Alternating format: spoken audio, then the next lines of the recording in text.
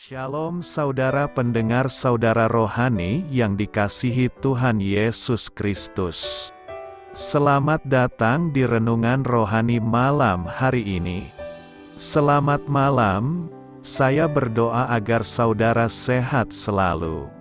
Semoga Roh Kudus hadir di tengah kita saat ini. Sebelum kita mulai renungan malam ini, marilah kita bersama-sama berdoa. Bapa kami yang di surga, Bapa di dalam nama Tuhan Yesus Kristus, kami sungguh mengucap syukur, ya Tuhan, oleh karena Engkau sangat baik buat kami. Engkau ada bersama kami dan menopang hidup kami di siang hari dan di malam hari. Engkau ada bersama-sama dan menyertai kami.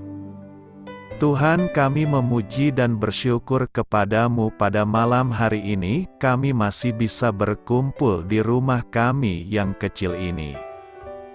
Tuhan, saat ini kami hendak mendengarkan firman-Mu. Berilah pengetahuan dan bimbinglah hamba-Mu ini agar apa yang Engkau firmankan dapat bekerja sesuai kehendak-Mu.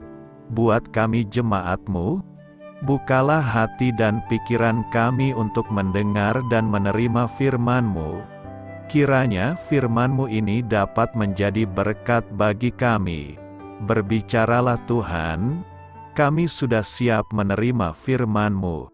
Di dalam nama Tuhan Yesus Kristus kami berdoa dan mengucap syukur. Amin.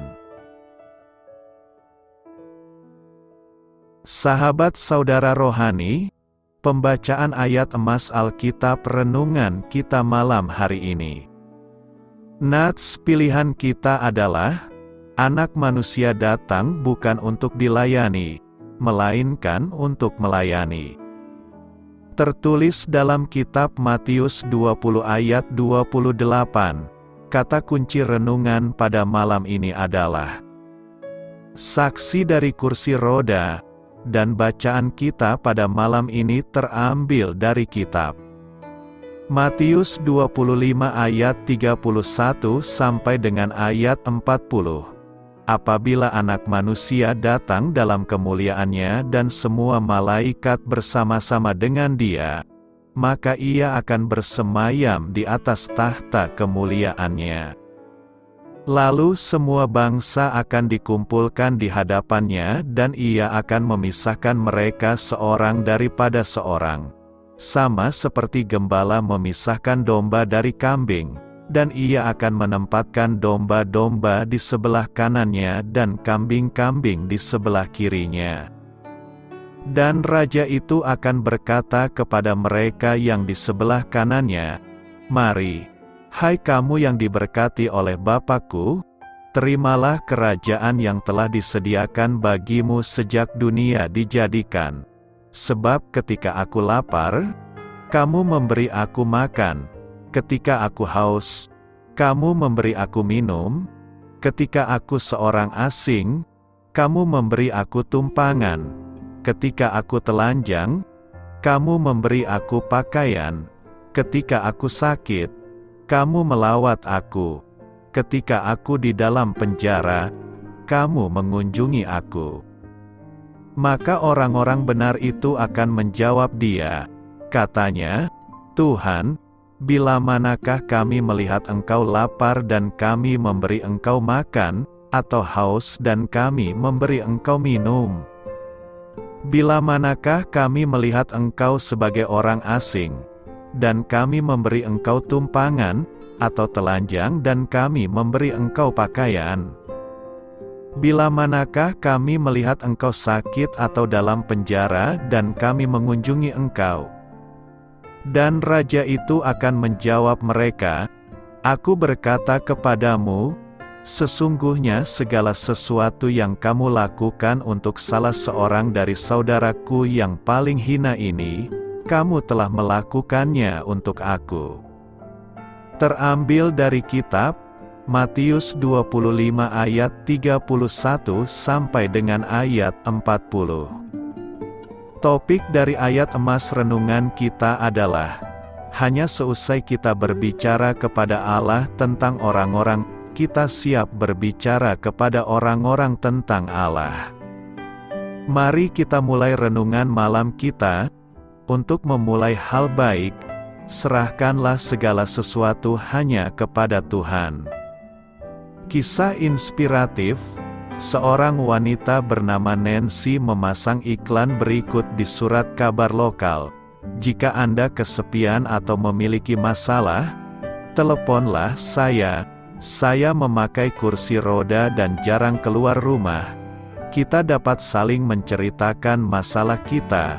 Telepon saja, saya senang bercakap-cakap dengan Anda. Tanggapan terhadap iklan itu sungguh mengejutkan. Ia menerima 30 telepon atau lebih setiap minggunya. Apakah yang mendorong wanita ini untuk menjangkau dan menolong orang lain yang sedang membutuhkan dari atas kursi rodanya? Nancy menjelaskan bahwa sebelum ia lumpuh, ia memiliki tubuh yang sehat sempurna. Meskipun demikian, ia merasa sangat putus asa.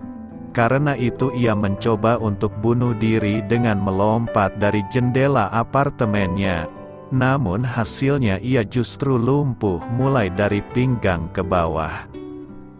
Di rumah sakit, dalam keadaan benar-benar frustrasi, ia merasakan Yesus berkata, "Nancy, dahulu tubuhmu sehat namun jiwamu cacat. Mulai sekarang engkau akan memiliki tubuh yang cacat, namun jiwa yang sehat." Ia pun menyerahkan hidupnya kepada Kristus. Saat akhirnya diizinkan pulang, ia berdoa agar dapat membagikan kasih karunia Allah kepada orang lain. Dan ide untuk memasang iklan surat kabar itu pun muncul. Setiap orang percaya dapat berbuat sesuatu untuk menolong orang lain. Mungkin kita dibatasi oleh penyakit, usia lanjut, atau cacat tubuh. Namun kita dapat berdoa, menelepon, atau menulis. Bagaimanapun kondisi kita, kita dapat menjadi saksi yang efektif bagi Yesus. Melayani bukan untuk dilayani. Markus 10 ayat 45 berkata demikian. Karena anak manusia juga datang bukan untuk dilayani, melainkan untuk melayani dan untuk memberikan nyawanya menjadi tebusan bagi banyak orang. Kedatangan Yesus ke dunia ini hanya untuk melayani bukan untuk dilayani. Pengajaran ini hendak menjadi gaya hidup kita sebagai hamba-Nya. Melayani dapat mencakup pelayanan di hadapan umum seperti berkhotbah dan mengajar.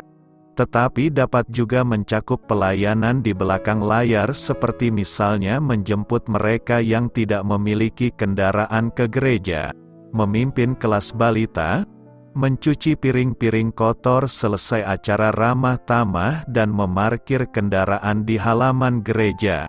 Melayani dapat terlihat nyata di hadapan orang banyak seperti memimpin nyanyi, tetapi dapat pula tidak terlihat oleh orang banyak seperti mengatur kursi gereja. Tuhan menghendaki setiap orang percaya melayani. Ketika Tuhan memanggil orang-orang pilihan-Nya, Ia tidak memanggil mereka untuk menganggur saja.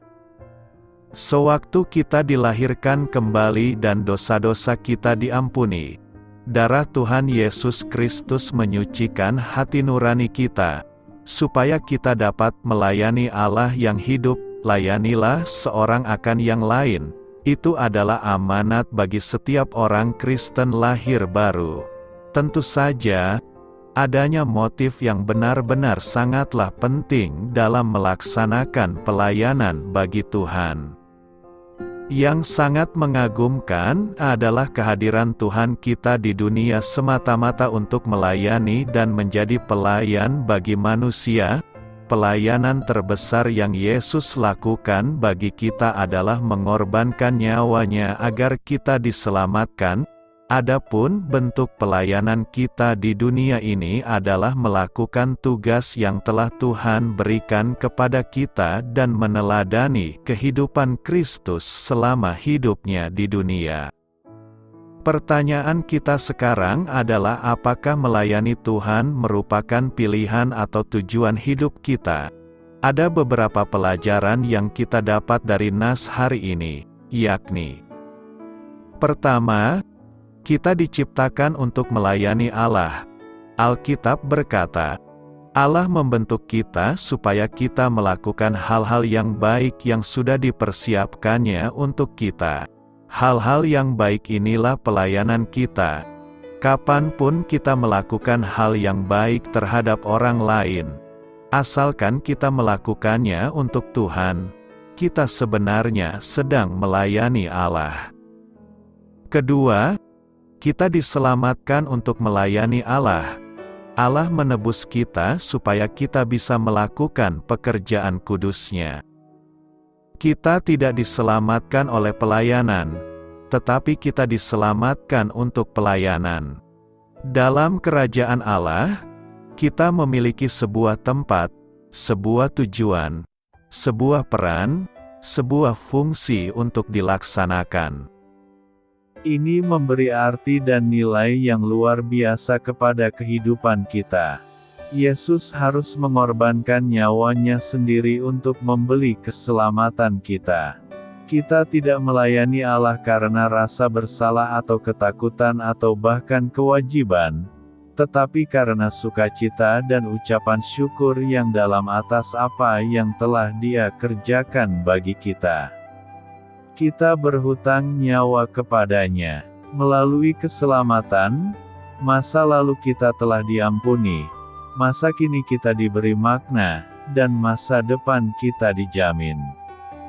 Istilah lain dalam bahasa Inggris untuk melayani Allah yang salah dimengerti oleh banyak orang adalah ministry, pelayanan sebagai gembala atau pendeta. Ketika sebagian orang mendengar kata pelayanan, mereka berpikir tentang gembala, pendeta, dan rohaniwan profesional. Tetapi Allah berkata setiap anggota keluarganya merupakan seorang pelayan. Di dalam Alkitab, kata hamba dan pelayanan adalah sinonim, seperti halnya servis dan ministry. Jika Anda seorang Kristen, Anda merupakan seorang pelayan dan Anda melayani.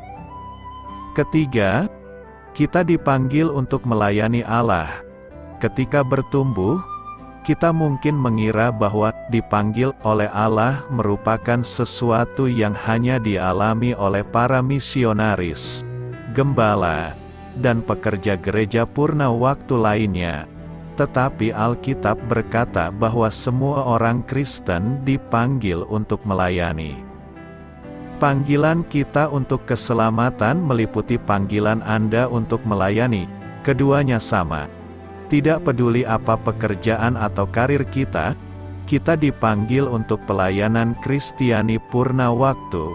Seorang Kristen yang tidak melayani merupakan sebuah pernyataan yang bertentangan. Setiap kali kita memakai kemampuan-kemampuan yang diberikan Allah untuk menolong orang lain, kita sedang memenuhi panggilan kita. Keempat, kita diperintahkan untuk melayani Allah. Bagi orang-orang Kristen, pelayanan bukanlah pilihan, sesuatu untuk dimasukkan ke dalam jadwal kita jika kita bisa menyediakan waktu. Pelayanan adalah inti kehidupan Kristen. Yesus datang untuk melayani dan untuk memberi. Dan kedua kata kerja tersebut seharusnya juga menjadi ciri kehidupan kita di dunia. Kita seharusnya menjadi bagian dari solusi, bukan masalah. Apa yang kita lakukan dalam melayani Yesus sehingga kita dapat duduk dalam kemuliaan-Nya kelak sesuai dengan firman Tuhan hari ini? Pertama, memberi diri. Tentu tugas pertama kita dalam melayani adalah memberi diri. Tidak mungkin orang mau melayani, namun tidak mau memberi diri. Saya teringat dalam pelayanan gereja ada majelis yang melayani namun tidak memberi diri. Dia menganggap jabatan itu adalah kekuasaan. Demikian juga dalam organisasi ada nama tapi tidak memberi diri. Yesus dalam pelayanan memberi diri dengan sungguh-sungguh. Kedua, melayani dengan hati. Ada sebuah lagu rohani, hati sebagai hamba, artinya dia memberi diri melayani dengan hati yang sungguh-sungguh bahkan melupakan jabatan yang diembannya, status sosialnya untuk melayani Tuhan.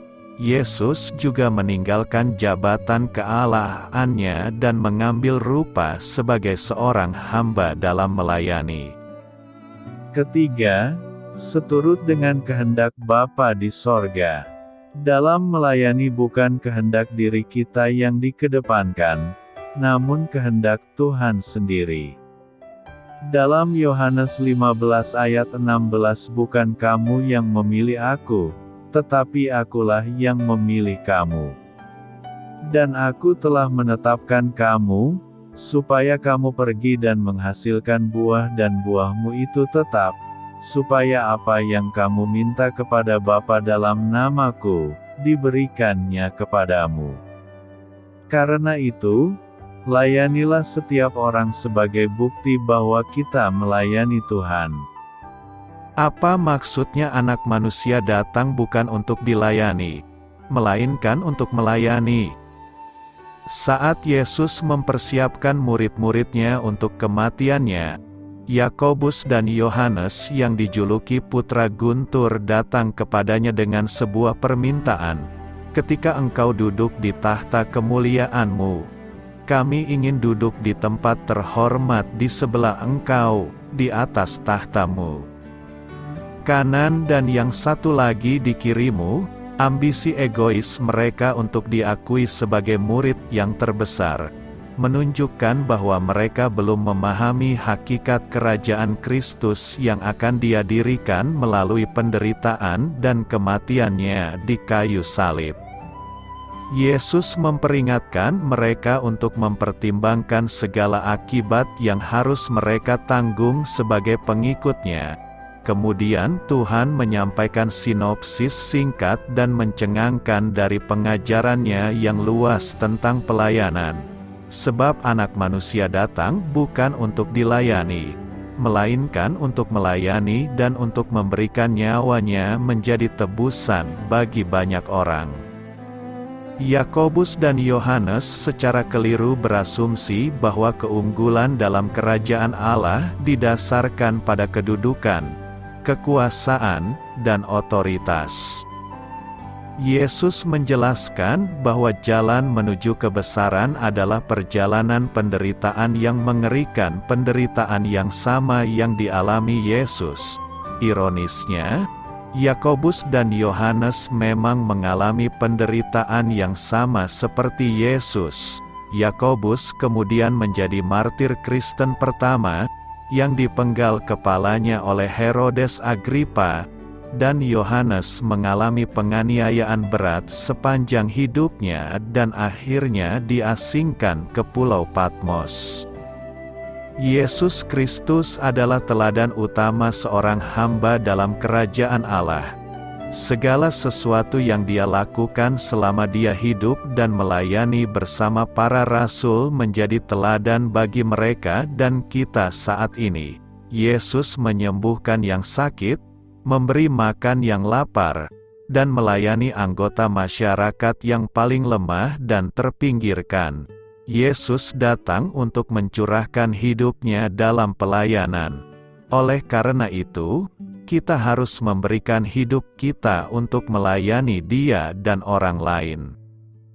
Tuhan dan Pencipta alam semesta, yang mengetahui bahwa Bapa telah memberinya kuasa atas segala sesuatu dan bahwa Dia berasal dari Tuhan dan akan kembali kepada Tuhan, berdiri dari meja Paskah, menanggalkan jubahnya, membungkusnya dengan handuk, melingkari pinggangnya, dan menuangkan air ke dalam baskom. Kemudian dia mulai membasuh kaki murid-muridnya, mengeringkannya dengan handuk yang ada di sekelilingnya. Petrus yang selalu emosional menolak pelayanan Kristus yang sederhana.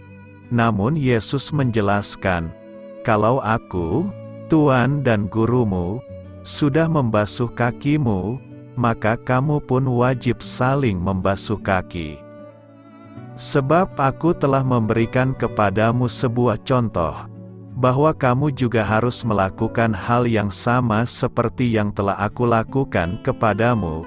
Sesungguhnya aku berkata kepadamu, seorang hamba tidaklah lebih agung daripada tuannya, dan tidak pula seorang utusan lebih agung daripada orang yang mengutusnya. Jika kamu mengetahui hal-hal ini, berbahagialah kamu jika kamu melakukannya." Dalam kerajaan Allah, kehebatan diukur dari sejauh mana kita bersedia melayani satu sama lain dengan rendah hati. Tidak ada seorang pun yang lebih menyerah untuk menjadi seorang hamba selain Yesus. Rasul Paulus menggambarkan kemerosotan tajam yang dialami Yesus ketika dia merendahkan dirinya ke bumi untuk melayani dan mati bagi kita. Meskipun dia adalah Tuhan, dia tidak menganggap kesetaraan dengan Tuhan sebagai sesuatu yang harus dipegang teguh. Sebaliknya, dia melepaskan hak istimewa ilahinya. Dia mengambil posisi rendah hati sebagai seorang budak dan dilahirkan sebagai manusia. Ketika dia menampakkan diri dalam wujud manusia, dia merendahkan dirinya dalam ketaatan kepada Allah dan mati sebagai penjahat di kayu salib.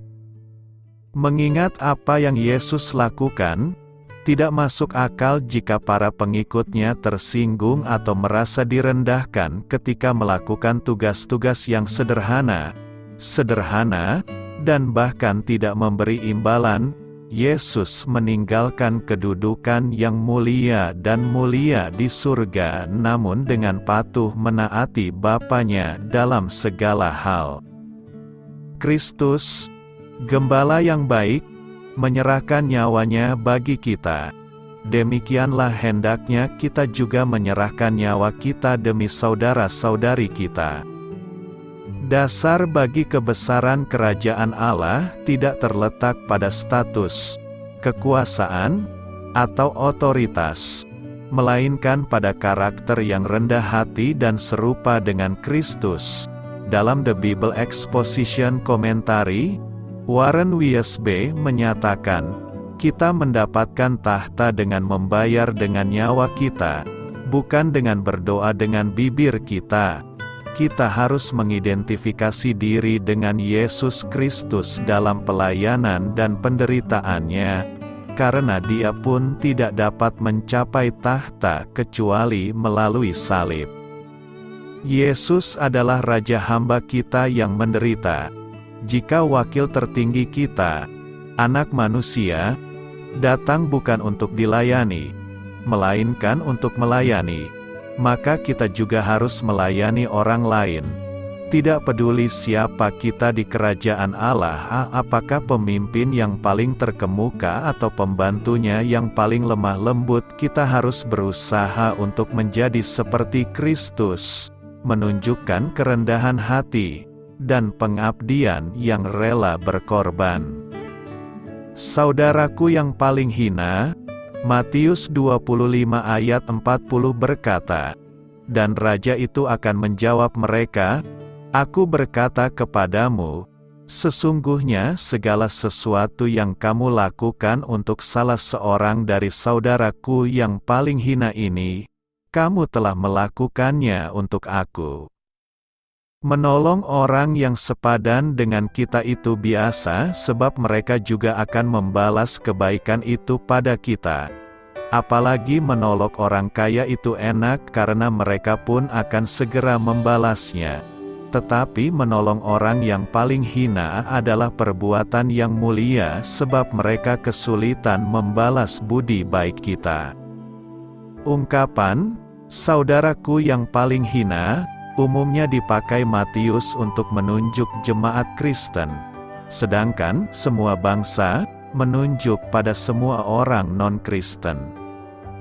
Pertanyaan pokok yang mau dijawab Matius adalah, apa yang akan dilakukan Allah terhadap mereka yang berada di luar jemaat Kristen? Kriteria bagi mereka saat pengadilan terakhir adalah bagaimana mereka memperlakukan pengikut Kristus yang menderita dan membutuhkan bantuan, khususnya para pengkhotbah atau misionaris yang berkeliling mewartakan Injil. Lebih lagi di sini Yesus menyamakan dirinya dengan mereka yang paling kecil. Hal yang sama dia katakan saat pertobatan Saulus di jalan menuju Damaskus. Menganiaya jemaat sama dengan menganiaya Tuhan.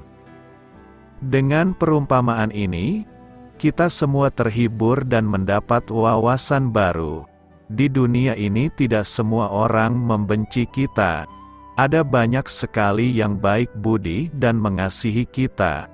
Tuhan pasti tidak akan melupakan mereka yang berbuat baik kepada umat-Nya. Di lain pihak, para pembenci dan penganiaya jemaat akan mendapat penghakiman yang setimpal. Kalau keadilan tidak ditegakkan di dunia ini, masih ada Sang Hakim Agung yang akan mengadili mereka.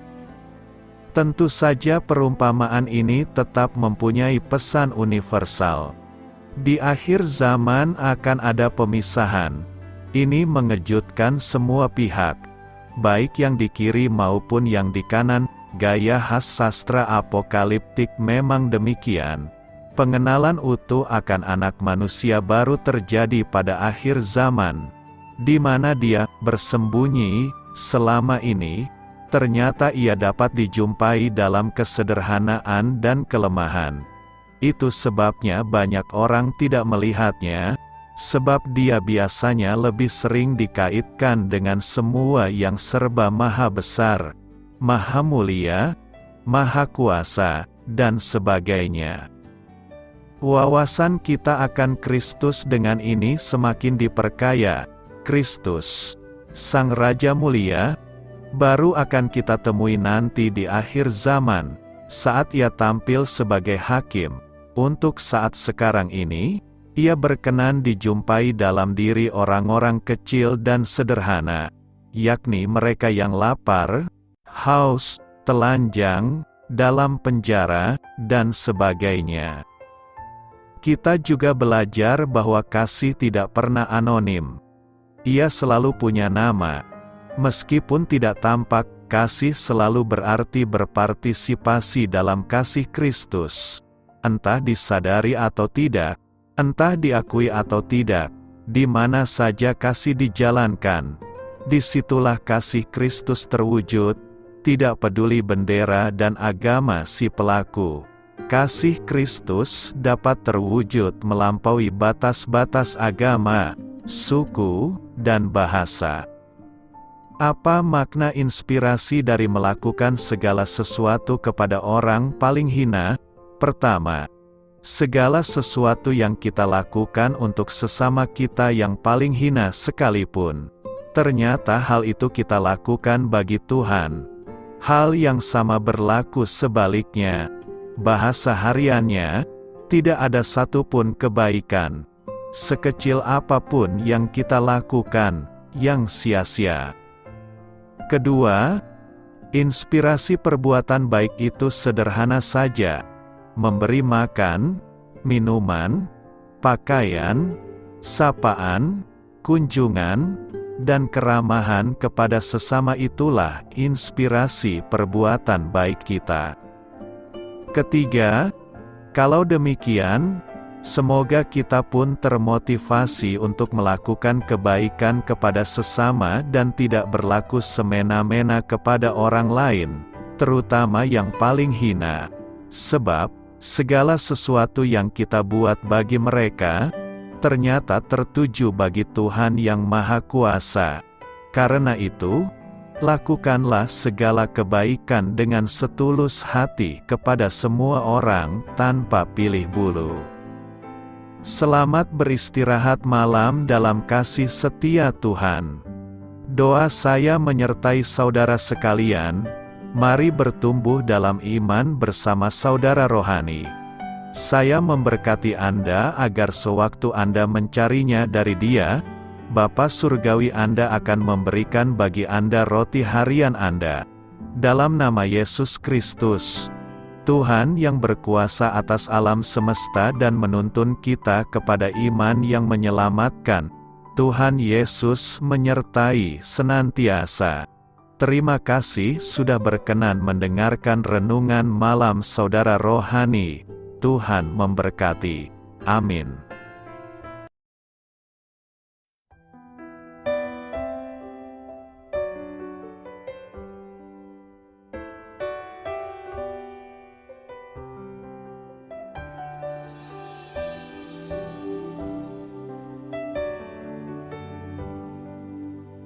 Marilah kita renungkan, sahabat saudara rohani, demikianlah renungan firman Tuhan malam hari ini.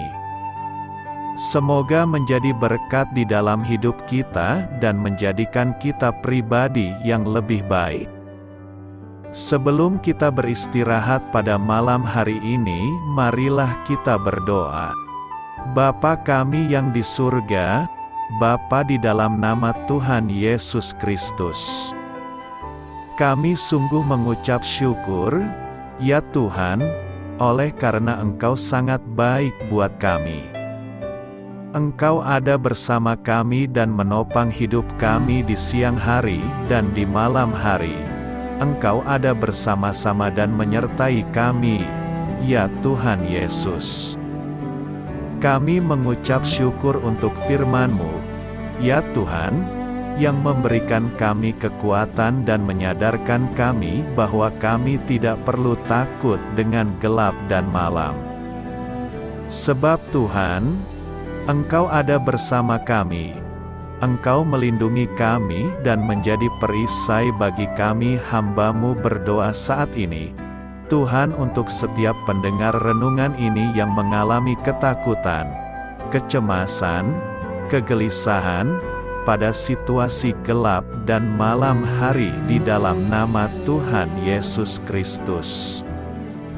Kuasa Tuhan melepaskan mereka dari segala ikatan roh-roh ketakutan yang mengikat mereka saat ini. Tuhan melepaskan setiap anak-anak-Mu dari segala rasa takut dan kecemasan.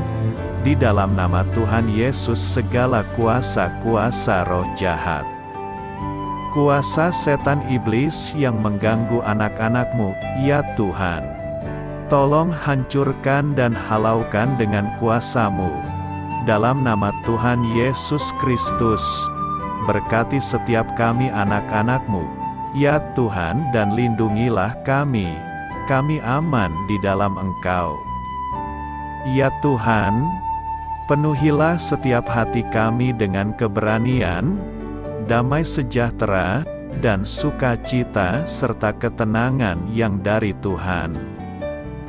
Berkati kami di malam hari ini, saat kami tidur dan beristirahat, kuasa-Mu, ya Tuhan, menaungi setiap kami, memberkati dan melindungi kami.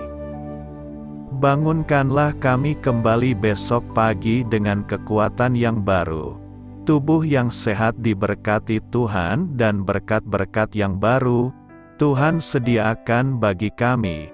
Terima kasih, ya Tuhan, kami sungguh mengucap syukur untuk firman-Mu yang menguatkan kami.